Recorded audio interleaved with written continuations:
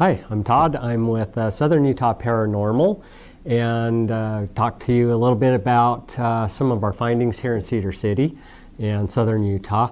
We've been investigating for 4 or 5 years now, and we've investigated Cedar City Library, among all the other places, historic Main Street, places on Southern Utah University, private homes, businesses, lots, anywhere we can get into to investigate and see if we can come up with anything paranormal. I did bring a few pieces of equipment with me. We use a variety of equipment. Probably what we get most evidence on is audio recorders. Digital audio recorders is where we get the majority of our evidence. For some reason, that seems to be the mode of communication for ghosts or spirits. And so most of our evidence is audio. We get a little bit of visual evidence sometimes, and then when we're doing an investigation, we also have other devices that help us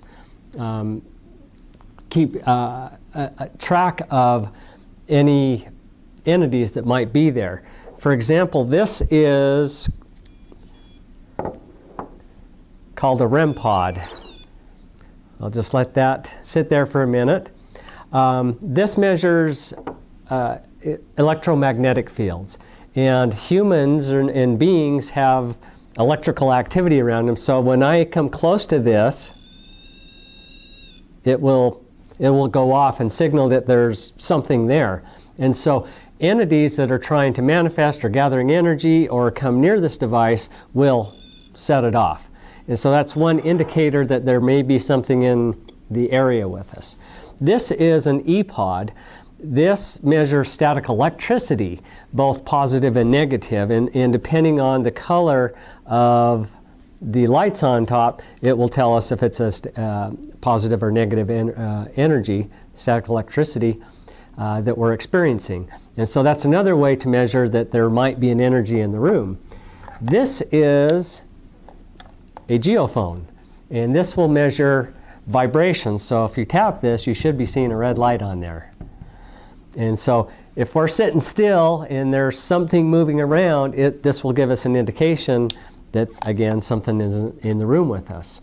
So these devices come in handy. In addition to these things, we also use infrared cameras, full spectrum cameras, ghost radars on your smartphone.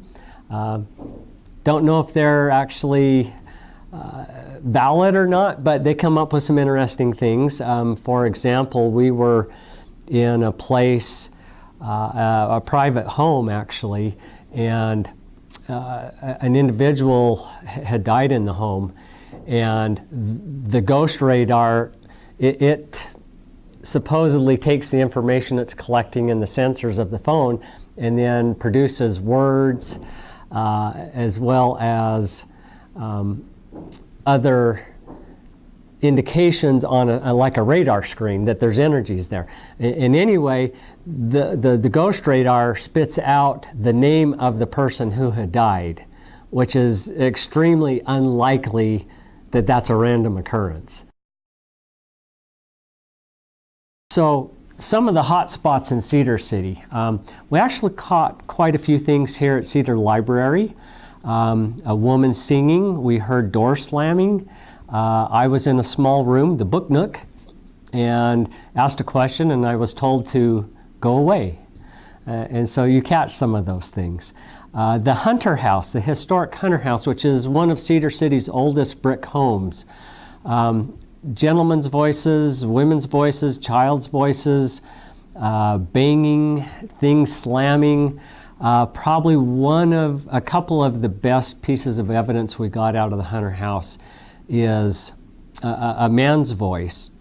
I had asked the question if they were happy that we saved their house because it was going to be demolished for a parking lot, and we moved it to the museum and restored it.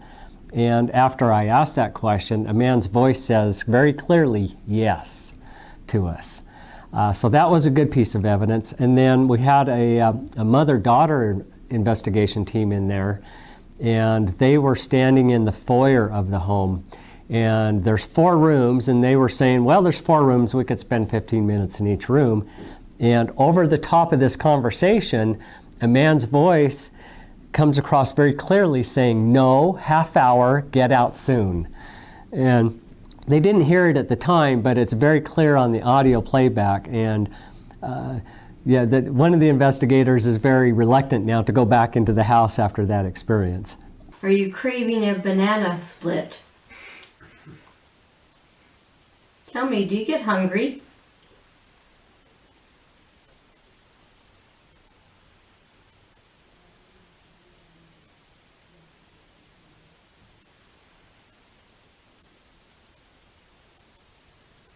Research. Oh my gosh! Really? Oh my gosh.